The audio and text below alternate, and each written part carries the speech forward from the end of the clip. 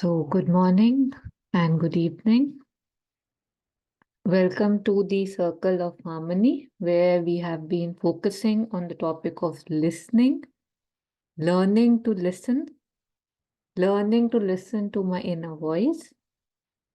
And as we had discussed last time briefly, the importance of silence within, which is a mandate for us to do any listening, appropriate listening, inside or outside. As we begin, ingathering ourselves, aspiring to be more present, more honest, praying that any veils that are holding me back, that are hiding the facts from me, praying that they drop as and when I'm ready to see the truth and face the facts, may they drop. So aspiring for receptivity, flexibility, courage, and sincerity, and invoking the divine grace and presence to guide us, to be with us. It's not that they are not there if we are not aspiring, and yet aspiring to feel their presence more and to know more surely that we are guided. Very, very, very beautifully held and guided.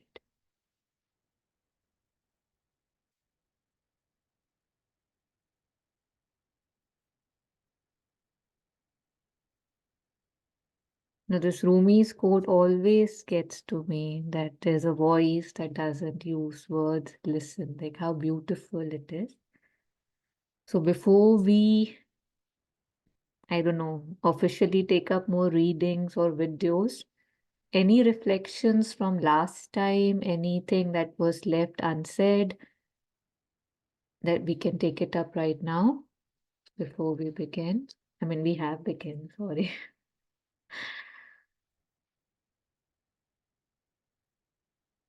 Okay.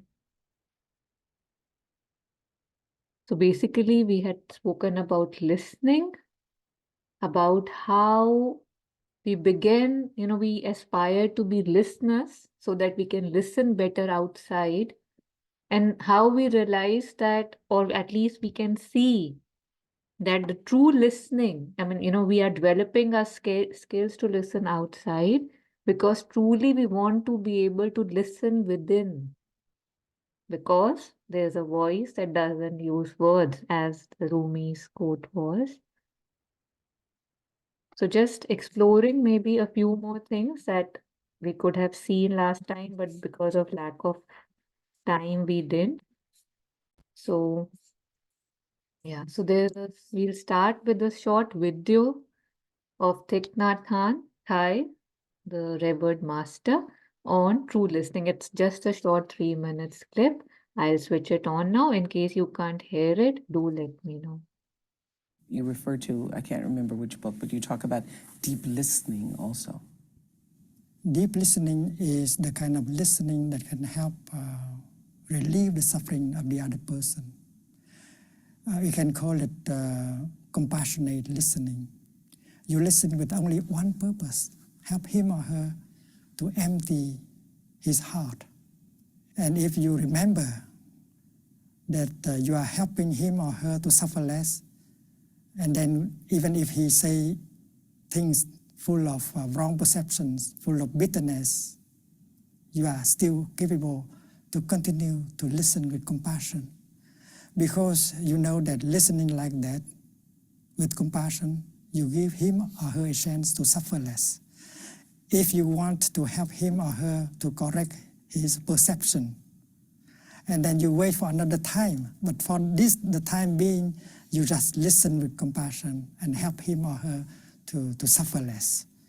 And 1 hour like that can bring transformation and healing So I love this idea of deep listening, because oftentimes when someone comes to you and they want to really vent, they want to purge whatever is going on inside them, people start talking and giving advice. So if you allow the person just to let whatever those feelings are to come out, and then at another time come back to them with your advice or your comments, you would experience a deeper healing. That's what you're saying. Yes, the fear, the anger, and the despair is born on the ground of wrong perception. And we have wrong perceptions concerning ourselves and the other person. And that is the foundation for conflict and war and violence. You've said that the only way we can begin to end war is due to communication between people. Yes. And we should be able to say like this: dear friends, dear people, I know that you suffer a lot. I have not understood enough of your difficulties and suffering.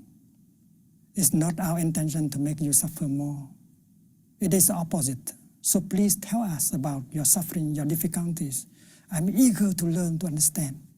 It has to start like that, loving speech. And if we are honest, if we are true, they will open their heart and tell us. And then we practice compassionate, deep listening. And during the process of deep listening, we can learn so much about our own perception and their perceptions. And that is the best way, the only way to remove terrorism. Terrorism, or even difficulties between yourself and Yes. family members or friends. Yes. And the principle is the same no matter the conflict. Yes. Terrorists, anti-terrorists, Yes. father and son, Right. yourself and your boss, Right. yourself and your children, your best friend. Yes.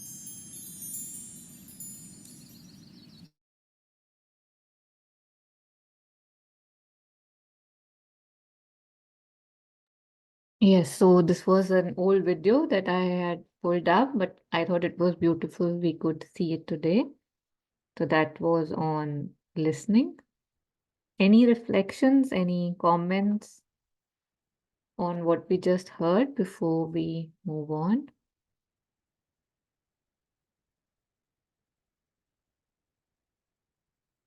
Okay.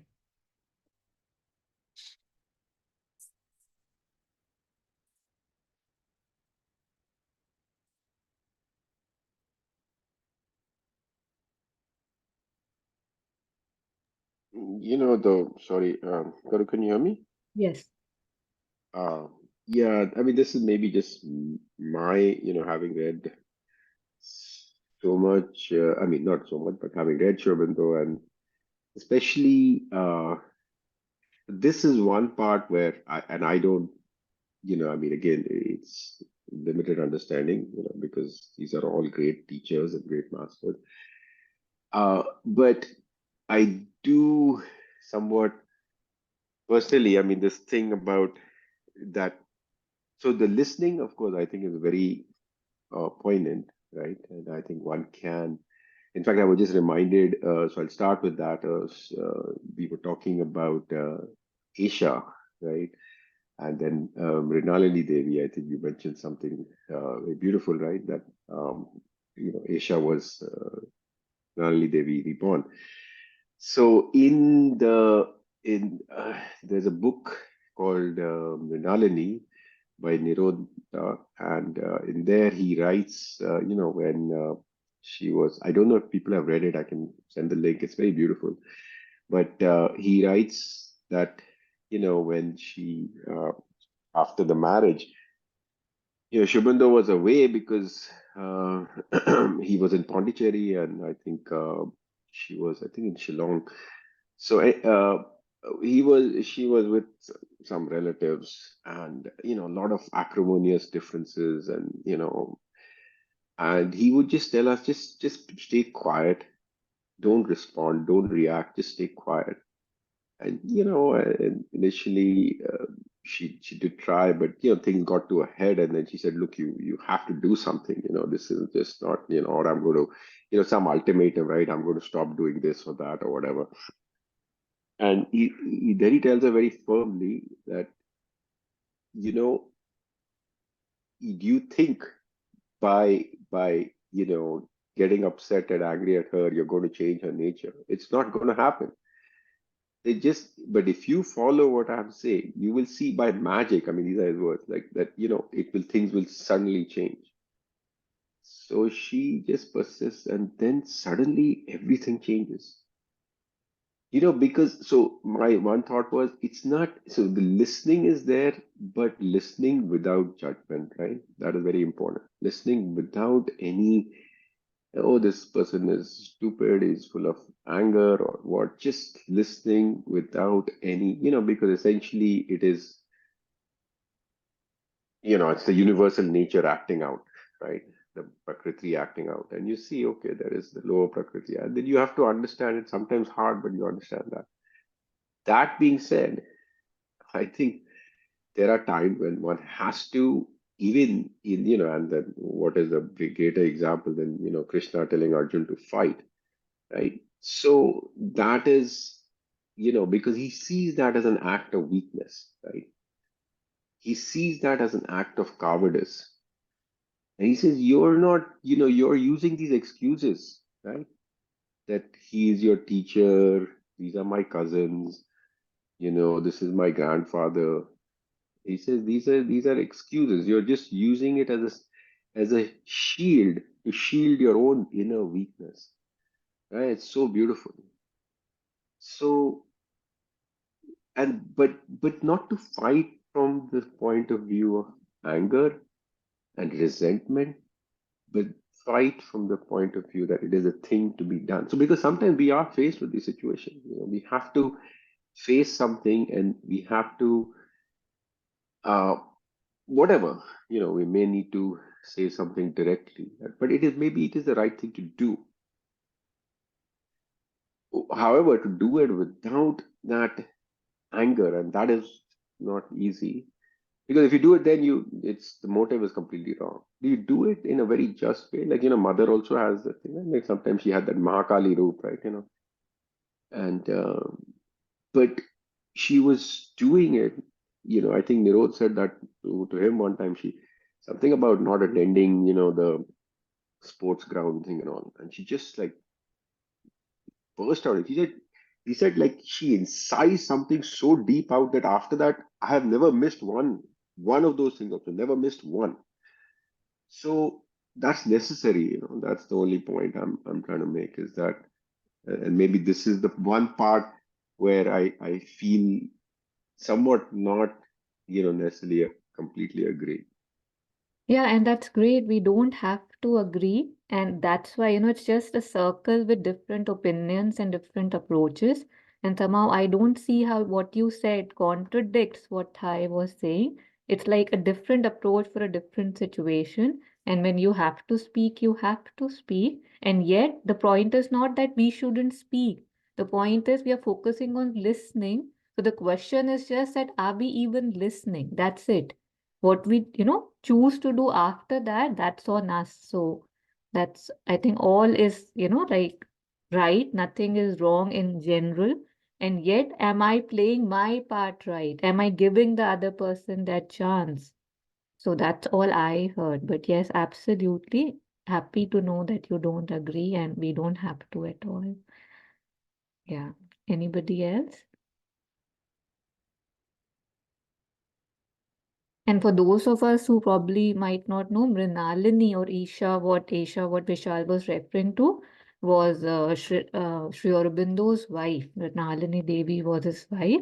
And then it's said that she reincarnated as Isha, and she was again in the ashram. So that's a bit of background. So as we had discussed last time, that for listening, for true listening, that some silence, some quietude, some calmness is needed. And what Thai was also saying, it was coming from a space of stillness, right? Like how if you are moving, or if the mind is moving, that what is the person saying? This doesn't make any sense, or da, da, da, da. How can we receive anything? And if we can't receive anything truly, how can we give anything or offer anything with a clean, clear, frank heart? So just some other things we can read on that. So we'll continue with that. And at any point, please feel free to share. Unmute and you can share. So this is just a small passage, very small, on the need to calm the mind. So if anybody would like to read, they can please read. Otherwise, I'll read.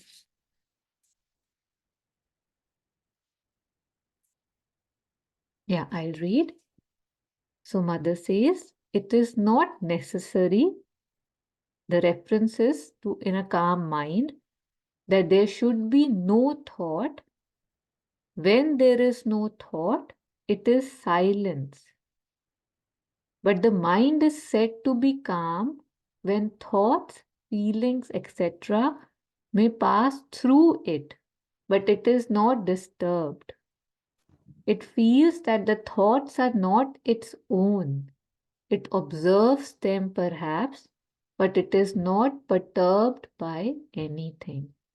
So a bit on the lines of what we had done last time too. So of course, there would be absence of thoughts too. There would be a state, but till we are touching or reaching that state, it is not necessary that there should be no thought. But I can stop giving slowly, less importance to it. So that was one thing. And on the same lines, there's one more article that I would like to share, and then we can open it up for reflections. So again, this is a small passage, bigger than the first one. If anybody wants to read, they can unmute. Otherwise, I'll read.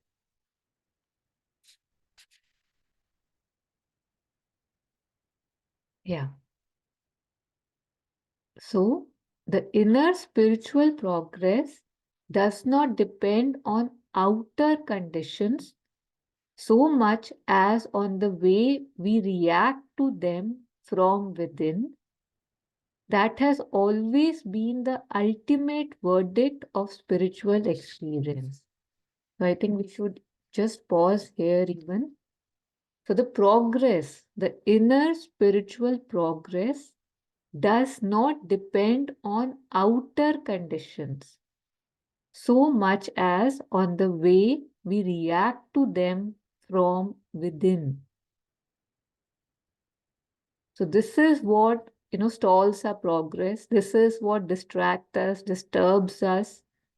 This is what comes in the way of some stillness, some calm, some peace, our reactions to the conditions.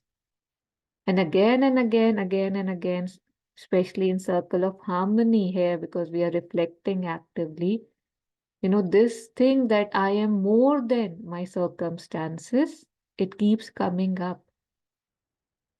So again, a reminder, because boy, we do need reminders. So the progress does not depend on outer conditions.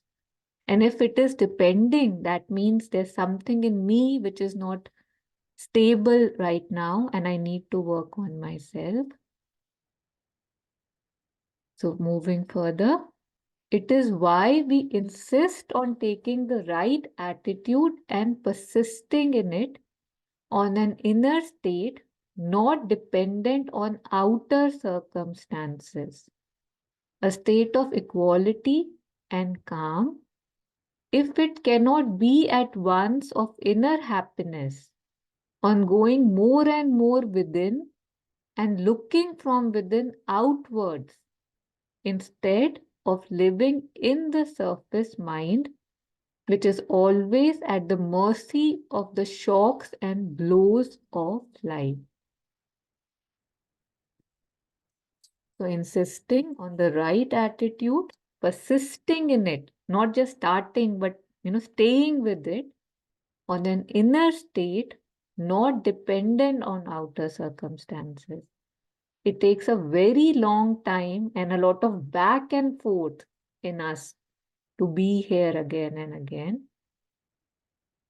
So that inner state, a state of equality and calm, if it cannot be at once of inner happiness on going more and more within and looking from within outwards. So we always are looking outwards and seeing whatever is happening outside.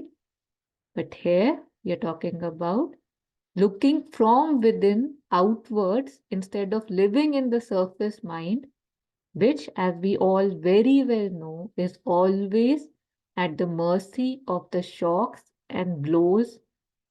This is even sounding big. It's at the mercy of a smallest comment, a small look, an attitude, a shrug, a word or two. So, and that moves us. It has the capacity to move us. So, it is only from that inner state that one can be stronger than life and its disturbing forces and hope to conquer. So, unless we go within, it would not be possible. It is, there are some things that we can pass through and not kind of develop in ourselves, and we can still walk. But if we keep getting disturbed and moved by every shock and blow or comment in our life, we won't be able to really practice much effectively, because when we are not even available here to practice, we are getting swayed from everything and everyone. How will we move forward? So it is only from that inner state that one can be stronger than life and its disturbing forces and hope to conquer. So only is the word that being used. There's no other choice. Taking the next paragraph, to remain quiet within, firm in the will to go through, refusing to be disturbed or discouraged by difficulties or fluctuations. That is one of the first things to be learned on the path. Quiet within, firm in the will, refusing to be disturbed or discouraged by difficulties or fluctuations. Fluctuations, why? Because we stick, right? We stick to different positions, different people, different locations, different titles. And when it moves, it feels that something of me is being taken away. So, Mother has put that in the category of difficulties, those fluctuations. So, this is one of the first things to be learned on the path. To do otherwise is to encourage the instability of consciousness, the difficulty of keeping experience of which you complain.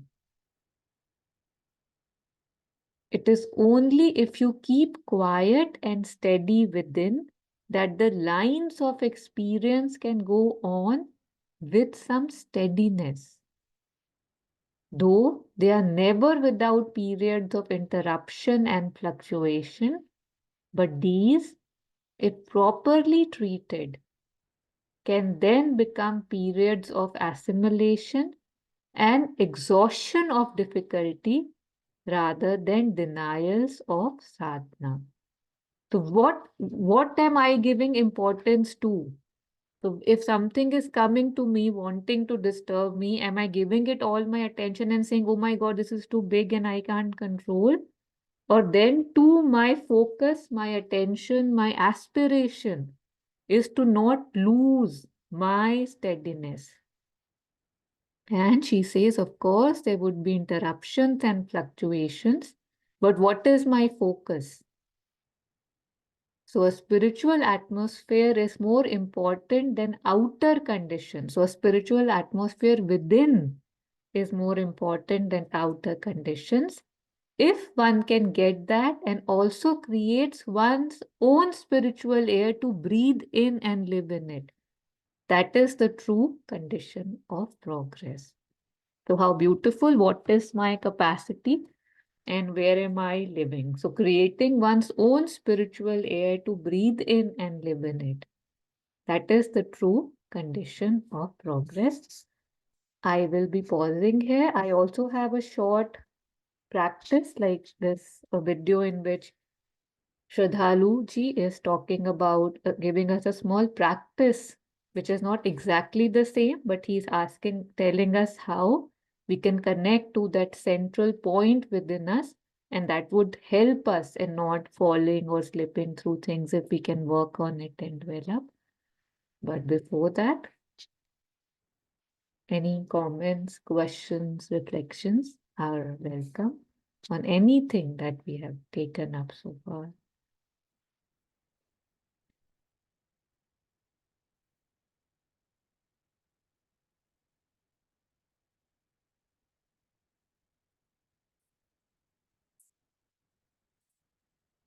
I'll take that as nothing, very calm and quiet. We are already, all of us today.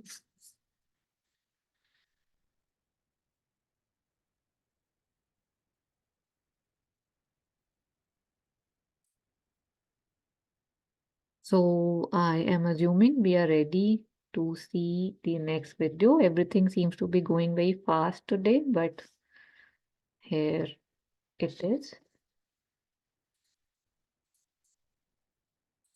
Okay, so he'll be talking to us about that practice, and I'll play it now. In case you can't hear him, do let me know.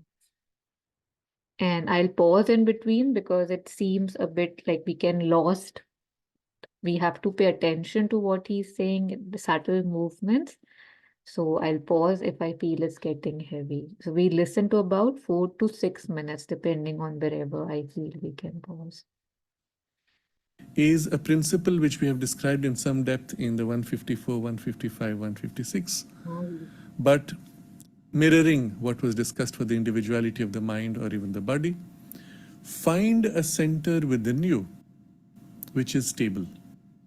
Now, it may not be the most stable, but a point of stability, and always it will involve a centering oneself increasingly. Now, this is very important to recognize because our personality is formed as if in, let's say, many layers. The moment you speak of layers, there has to be something in the inner layers which approaches what might be called a center. For our personality, ideally, the center would be the psychic being, or supporting the psychic being at the center of everything would be the self. But that may be not the focal point on which we could relate to immediately. The psychic being, though, may be a more influential focal point. Even though you may not know your psychic being directly, you do know and feel its influence in you. How do you know that? Well, the part in you that aspires for growth, for exceeding your limitations, for the reaching the highest perfection, highest potential, the most beautiful things, the most truthful things, the sense of closeness with the divine presence, the sense of familiarity even with the divine presence. All these naturally emerge from this center, which is the psychic being. There will be more also, which go as you approach the aspect of the self behind, the sense of the timelessness, the sense of the immortality, the sense even of infinity and so on, which are more naturally, more easily felt in the influence of the self, and yet they are felt in the psychic being, even in its individualization and its limitation. So all these would represent as if influences or qualities that glow out from within you. And the fact that we have something of this already present in our personality is your starting point. You may not know the psychic being, but its influence in these ways is known to you. The question now is this influence dominant, or does it tend to be covered up easily by other influences? So you have a very strong emotion, you have a strong desire, you have a fear, a strong thought, an obsessive habit. All these being more coarse, more rigid, more rebellious, insensitive, not so refined, would tend to cover the psychic influence. And therefore, as a first practice, always to become completely still and quiet, becomes a base in which you can become conscious of the deeper psychic influences emerging from within. It is always there. Its influence, therefore, is always there. But we are so lost in the noise that becoming quiet must be done consciously to be able to become conscious of this influence. Same as in the mind. If you're busy in activity, you will never. Yeah, pausing here. Sorry for an abrupt pause. I am assuming we are able to follow. So, any questions right now about what we just heard, or we can continue? So, he's just teaching us how to find that point within, that focal point that we can use as a reference point. So, if I'm about to get, and he'll talk more about it, distracted, distorted, I have developed a practice of to learn how to connect within, to stabilize within, so that I don't have to slip every time a little water is there. I am more steady. And how he said that that psychic influence is always there. You know, we feel that, yes, I have to sit in peace, and suddenly I feel something, I get some experience. But he said very beautifully that it's always, of course, always there.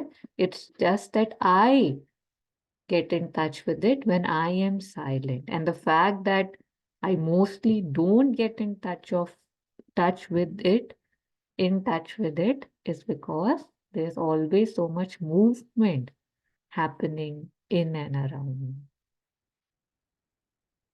So I just didn't want it to be very heavy, and I'll continue with the video. There. But we are so lost in the noise that becoming quiet must be done consciously to be able to become conscious of this influence. Same as in the mind. If you're busy in activity, you will never recognize the intuition, well, because you're too noisy. You become quiet, and then really quiet, and then in that state you might find you can receive the intuition, but it's also the state in which you will know a focal point and center of the mind. Exactly the same in the emotions, except that in the centering to the emotions, you will find yourself more naturally, though not always for everyone, more naturally open to the psychic influence, which in its primary center in the human personality is between the emotions and the thoughts. That's where the part most strongly comes forward. So if you go to the more crude and coarse emotions, you would have it. If you go to the finer emotions, you may feel the psychic influence, but still emotions in themselves as an activity, as a strong impulse, tend to cover. So you have to become very quiet, if possible, completely still in the emotions. And the more you can become quiet in the emotions, doesn't mean you don't have emotions, but you bring it to a level of quietness, the more clearly you will distinguish the influence glowing from within. That's your first start. What will happen next? If you wish to pursue this finding of the focal point in the individuality, is then to put this influence as your primary reference for everything else, to assess all other emotions, to assess all other thoughts, decisions, actions. You refer to this. What does it feel when you feel this? It does not feel right. It does not feel aligned. It feels in conflict. Then you choose this rather than that. So this is again an active exercise one has to take up. Refer to the deeper, truer layers, influences within you again and again and again in everything in life. What happens is initially you have to make an effort. Very quickly, by this constant reference from everything back to something which is more like a center, you find the influence of this as a deep calm, deep stillness, clarity even, and a harmonious influence in you begins to be felt actively but also joyfully. The more this influence grows, the more you feel a deep, causeless joy. Whereas earlier you were attached to an emotional excitation which you call joy and happiness. Now in the calm, when this influence fills, you have this quiet joy and happiness, but of a completely different kind. Unlike the emotions, where your joy, happiness is tied to external circumstances, and where every joy or happiness is followed by a low, inevitably. Because the nature of the excitation of joy and happiness is that it tires. And when it tires, eventually it falls. You want to sustain it. I have seen so many people when they're attached to their emotional happiness, they say, but I need this excitement. But they're not looking for excitement. They're looking for the joy that they have now associated with excitement. But after a point when the system itself is so exhausted, they can't help it, they experience a low. On the other hand, making this your focal point makes for this calm, clear, quiet, causeless joy, which fills everything and is even behind some of the emotions that you would not associate with joy. Something inside you feels, yes, but even through this struggle, something in me actually says, but this seems to be so interesting. This is, of course, the characteristic of the psychic, but something of that begins to fill.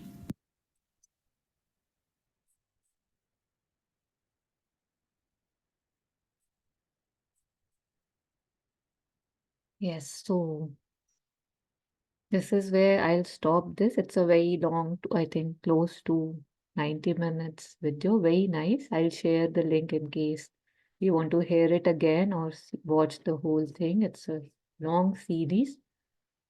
This is video number 170, but that's not important. So anybody would like to, I don't know, reflect or share if there was any pointers they could receive, any questions? We need to send everybody a cup of tea today. I don't know. Uh,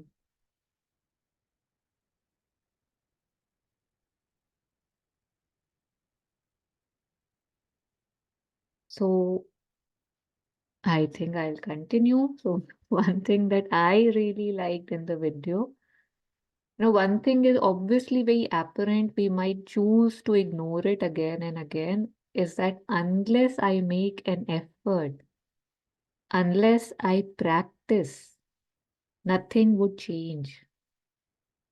I might read, I don't know, synthesis of yoga. I might read any books, any number of books, any number of authors, speakers, spiritual masters, but my life would not change just by reading. I will have to put it into practice. We know that for all the milestones we take up in our lives. When we are in school, when we were in school, when we were kids, when you talk to a little child, like, grade 12 feels like, oh my God, when will I ever finish school?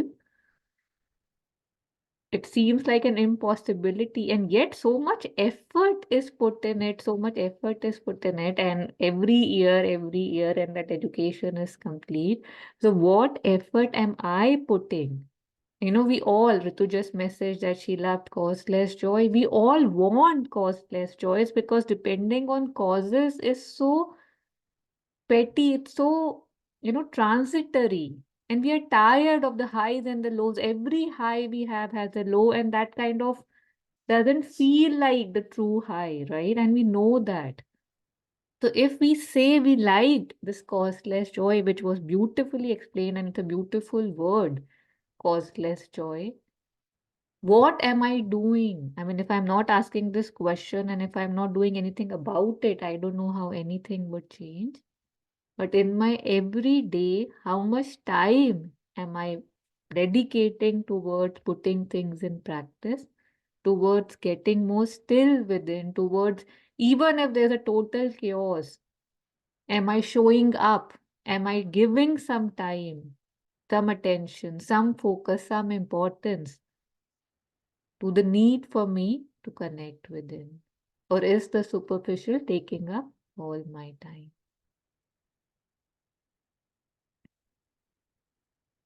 And he said in the beginning it takes effort, but slowly, very slowly, in the sense he said, no, it won't take long before that becomes your natural way of doing things. And that we know for sure.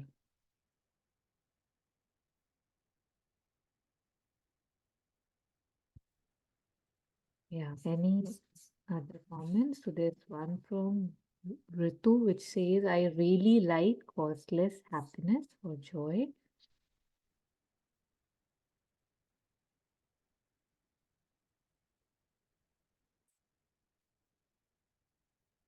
So almost on the same lines. For last time, when I was just waiting for people to join, I had looked up some things, and there were some posters, some quotes from Rumi, which were very beautiful.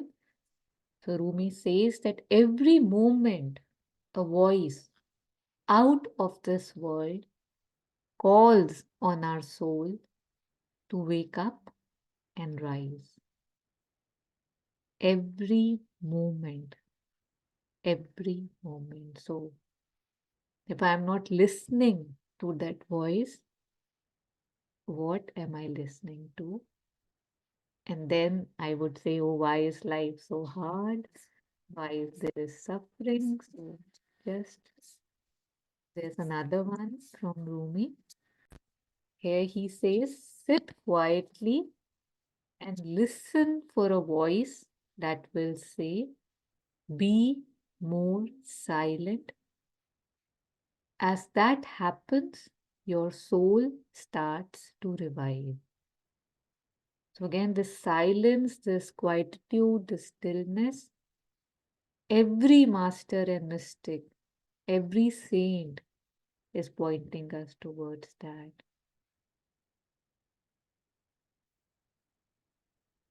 Be more silent, and as that happens, your soul starts to revive.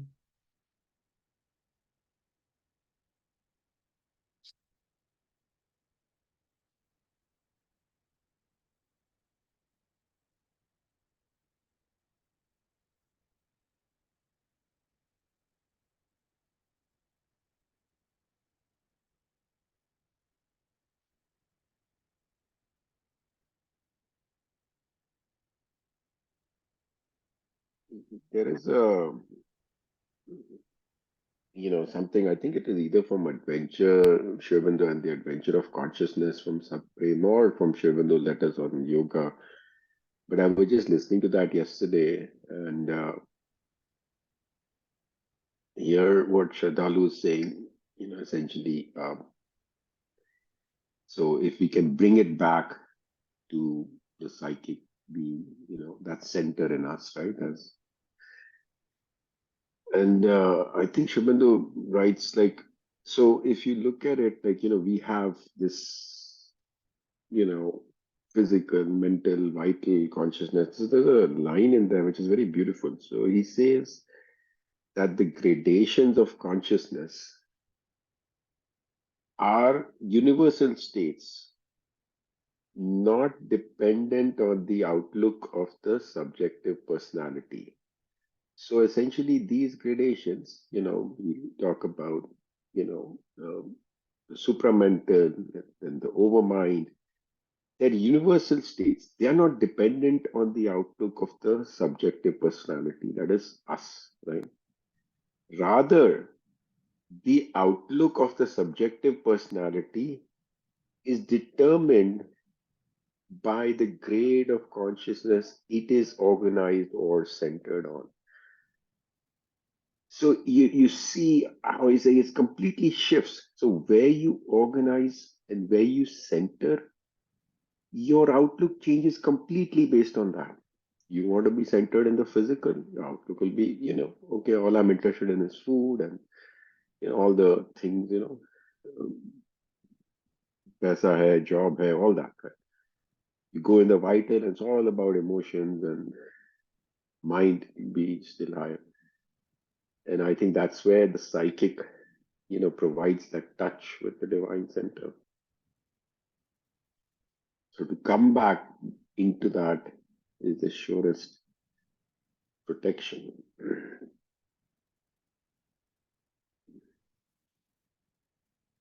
So that's the choice that we have to make, right? Because there is that will in us that has to choose at that point, like where do you want to be centered? You have a choice at that point. And I think if we've talked, I think many people have said, right, the awareness, which is itself a big step. Once you're aware, but then Awareness is the first step. Then the second step is to change the choice at that point to say, no, I don't want to be centered in the, lower right and or whatever, right? I'll shift it, bring it back to the psyche, right? And that it's not easy because sometimes that is very strong, that samskara is very strong, so it takes time, but one has to persist. And then you see sometimes it weakens over time, and then eventually it just, lets go because the hold is gone on you. It doesn't really have that hold on you anymore.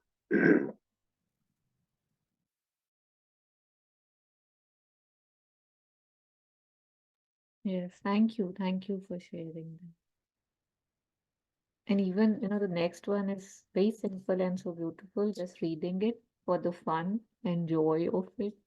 To judge from only normal and superficial experience as the ordinary mind does with phenomena is to miss the truth of things. We have to go behind the surface phenomena to find the reality of what a thing is. But we are so hammered and enamored by the superficial happening that we leave our seat and we are found jumping and dancing around, and then we complain, why is life so hard? Sorry, I'm repeating this again and again today. Yeah.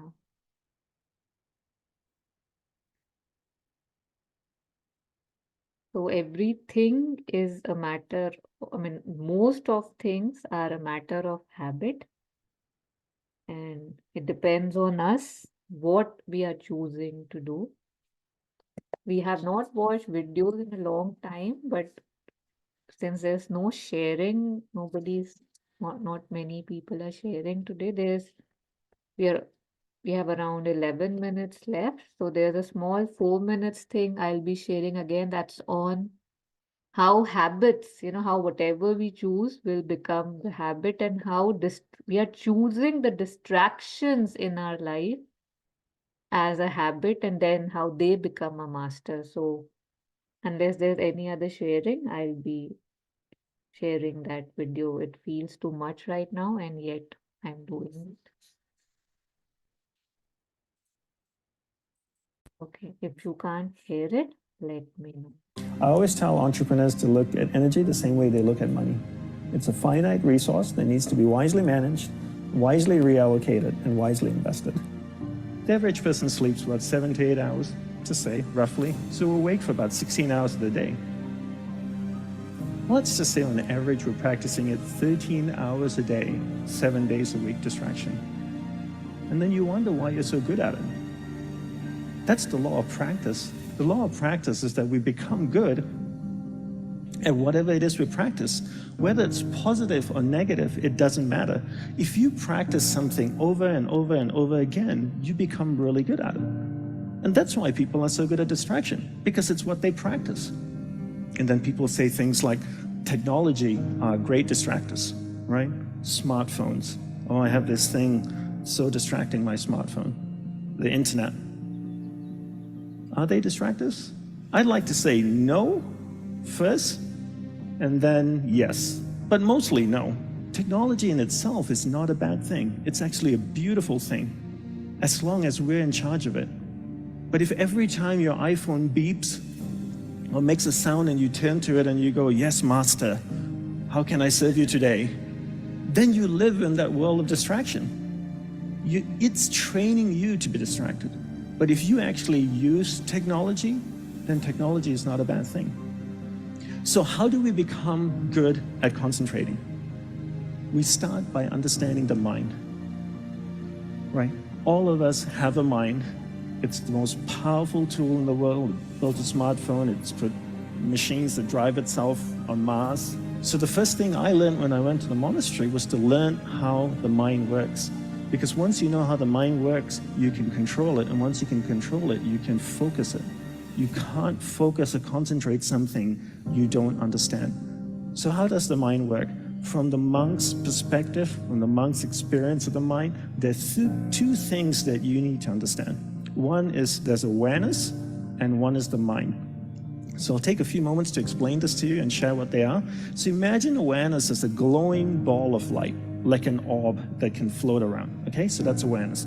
Now imagine your mind as a vast space, vast area with many different sections within it. One area of the mind is anger, jealousy, food, sex, happiness, joy, science, art. And this glowing ball of light called awareness can travel within the mind, and it can go to any area of the mind it wants to go to. And when it goes to a particular area of the mind, it lights up that area. When it lights up that area of the mind, you become conscious of it. And this is what happens all day. We allow people and things around us to take awareness from one area of the mind to another all day long, from the time we wake up. And therefore, we become distracted. To be concentrated is to be able to keep your awareness on one thing for an extended period of time. How do we practice this? We practice this by doing one thing at a time throughout the day. What's the best way to develop concentration? The best way to develop concentration is to bring that practice into our everyday life. Look at opportunities throughout your day. In your average day, ask yourself, what's a great opportunity to practice concentration? How many of you have a spouse or partner that you live with? Quite a few of you. Every time you speak with your spouse or your partner, keep that ball of light, that awareness on that person. It drifts away, bring it back. It drifts away, bring it back. The more you practice this, the more you become better at concentration. Give her or him your undivided attention. So if you speak to your spouse for 2 hours a day, what a great opportunity to practice concentration. Every time you speak with your child, practice concentration. Parents come up to me all the time and say, Dandapani, how can I teach my children to concentrate?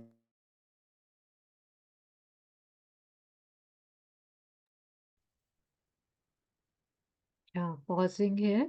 So main focus, main takeaway for me was the distraction aspect, that we are practicing distraction almost all day. And then we say, why can't we focus our mind for 5 minutes? And we get frustrated so easily. So we need to be more patient, give it more time. And I also like that awareness aspect, that how I can take it and how the distractions take it and put light anywhere they want, and depends on, am I the master or am I allowing those distractions to be my master?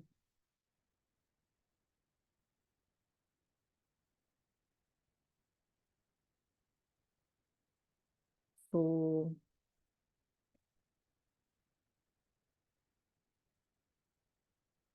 the topic was listening, listening to the inner voice. It's an endless topic, and yet we have to begin and end somewhere. So yes, we all have the inner voice. And yes, most of us, most of the time, are very distracted that we don't hear it, we don't feel it, we don't sense it. And as we discussed last time, our need, our want to be proven right or proving the other wrong. Often, the reasoning mind often takes us away, and we are not able to listen to that voice which is asking us to be silent, to be quiet, to maybe not respond, maybe not react. And yet there's something in me, a fighter, based on the horses of ethics and moralities and rights and wrongs. It just takes me anywhere, and I know I go along. So it's all in my hand. I'm choosing my life, I'm choosing my reactions, I'm choosing my disturbances. And I do have a choice to choose peace. But that, to be peaceful first requires effort, and that effort would have to be made. So from my side, I'll be, I think, ending it here today, and but welcoming any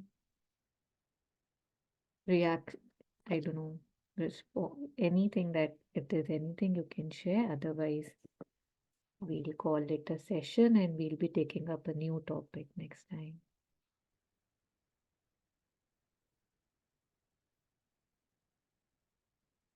Okay. So thank you so much for joining in, for giving, I don't know, for your presence, for your comments, and thanking Grace, thanking Divine for the ability to participate, to be available for some teachings, some opening, some expansions in our mind, in our hearts, aspiring that more of me opens and becomes wide and is able to receive that which I need to receive, that which will take me more towards my aim or goal in life. So praying for peace and joy, causeless joy, for more of us, for all of us.